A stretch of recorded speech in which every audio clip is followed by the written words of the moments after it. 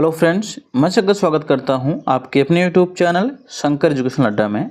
दोस्तों, इस वीडियो में हम लोग देखने वाले हैं बीए सेकंड सेमेस्टर। ठीक है ना, क्या देखेंगे? BA second semester.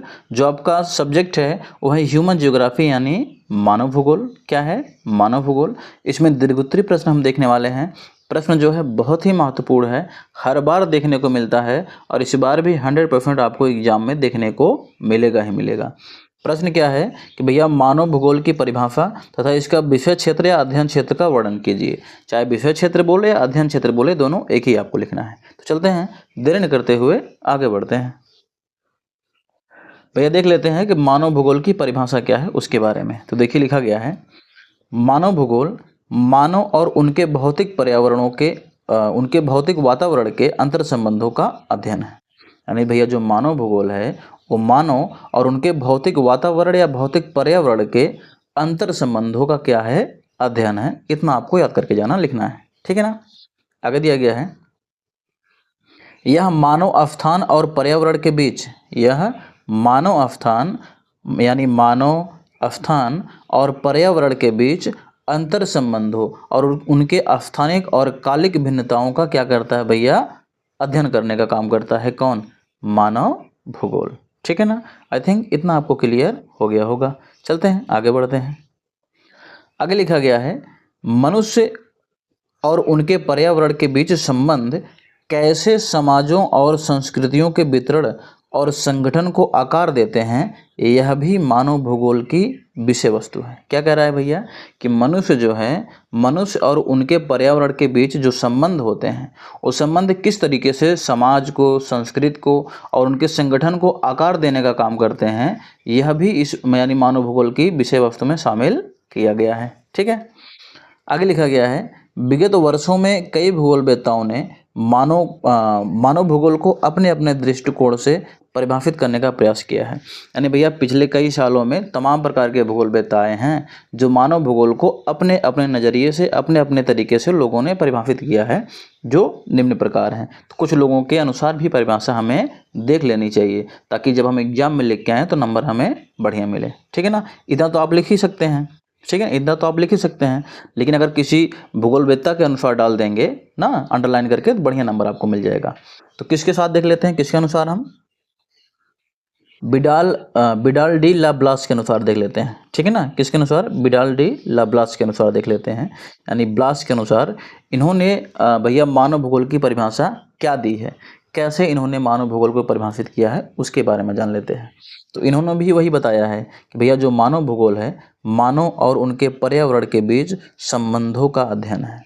किसने कहा है? ब्लास महोदय ने कहा है कि भैया जो मानव भूगोल है वो मानव और उनके पर्यावरण के बीच संबंधों का क्या है? अध्ययन है। ठीक है ना। मानव अपने पर्यावरण के साथ कैसे संयोजन करता है और कैसे पर्यावरण के लिए अनुकूल बनाता है। ठीक है ना। कैसे पर्यावरण को अपने लिए अनुकूल बनाता है, इन सब का अध्ययन जो है किसके अंतर्गत? मानव भूगोल के अंतर्गत किया जाता है। यानी ब्लास महोदय ने बताया कि भैया जो मानव भूगोल है वो मानव और उनके पर्यावरण के बीच जो है संबंधों का अध्ययन है, उनके बीच के संबंधों का अध्ययन करता है। ठीक है ना। उसके बाद उन्होंने ये बताया कि भैया मानव अपने पर्यावरण के साथ कैसे संयोजन करता है और अपने लिए कैसे पर्यावरण को अनुकूल बनाता है, इन सब का अध्ययन भैया मानव भूगोल के अंतर्गत किया जाता है। आई थिंक इतना आपको क्लियर हो गया होगा। ठीक है ना। चलते हैं, आगे बढ़ते हैं। कार्ल सावर महोदय के अनुसार देख लेते हैं भैया ये क्या बताते हैं, किसकी परिभाषा? मानव भूगोल की परिभाषा कैसे इन्होंने लिखा है। ठीक है ना। तो लिखा गया है कार्ल सावर एक अमेरिकी भूगोलवेत्ता थे जिन्होंने मानव भूगोल की व्यापक व्याख्या क्या है भैया? प्रस्तुत की है। तो कार्ल सावर महोदय के अनुसार देख लेते हैं क्या लिखा गया है।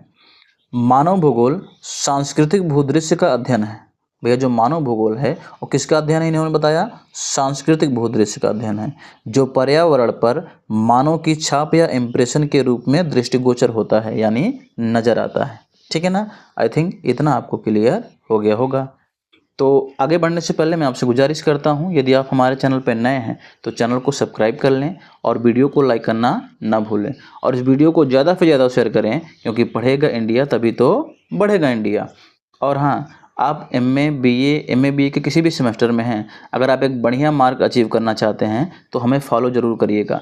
फॉलो करके आप जो है प्लेलिस्ट ज़रूर विजिट कर लीजिएगा, वहाँ आपके लिए तमाम प्रकार की जो है सामग्री रखी हुई है, वहाँ से आप पढ़ करके एक अच्छा मार्क जो है अचीव कर सकते हैं, ठीक है ना। और भी वीडियो बनी है इसका, पहले मैं डिस्क्रिप्शन में लिंक डाल दूंगा, उसको जा करके आप लोग ज़रूर देख लीजिएगा, ठीक है ना, जो पहले की वीडियो है। चलते हैं आगे बढ़ते हैं।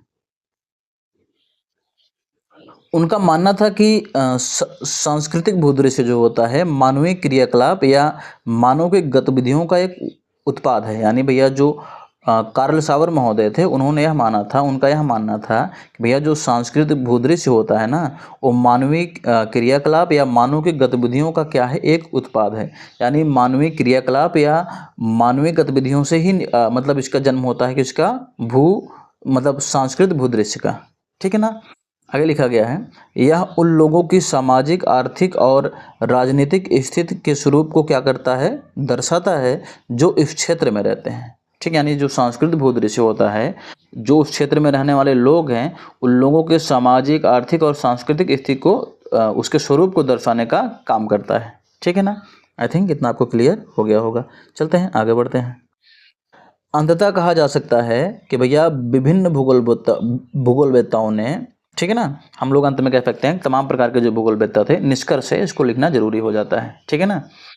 जो निष्कर्ष अगर आप लिख देंगे तो प्रॉपर तरीके से बढ़िया नंबर आपको मिल जाएगा, एक सटीक परिभाषा आपको बन जाएगी, ठीक है। तो लिखा गया है, अंततः यह कहा जा सकता है कि विभिन्न भूगोलवेत्ताओं ने मानव भूगोल को विभिन्न तरीकों से प्रभावित किया है, लेकिन सभी ने पृथ्वी पर मानव गतिविधियों को आकार देने वाली प्रक्रियाओं और उससे उपजे पैटर्न को समझाने का प्रयास किया है।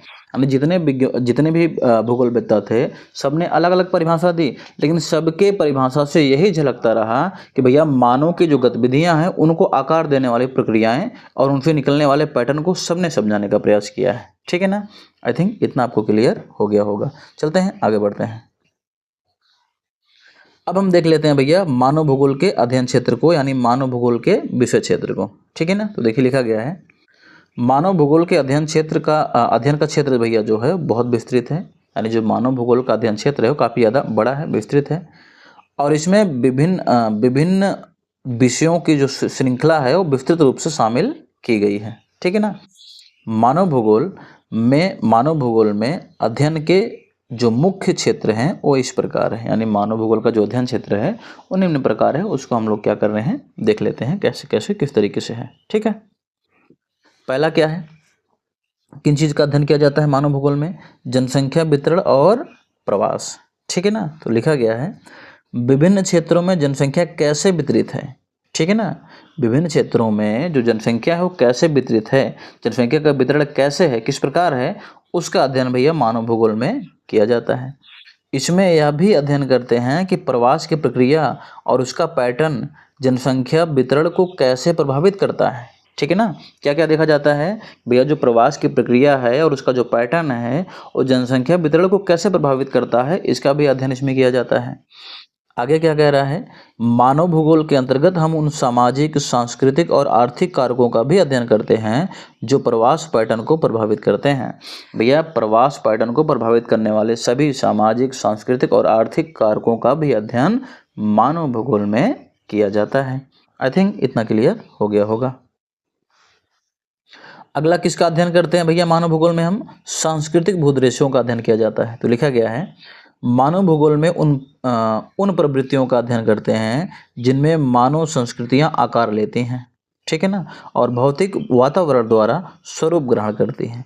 इनमें मानव निर्मित पर्यावरण, धर्म, भाषा, धर्म और अन्य सांस्कृतिक पहलुओं का भी अध्ययन शामिल है। ये सारी चीज़ों का अध्ययन जो है हम मानव भूगोल में करते हैं, ठीक है।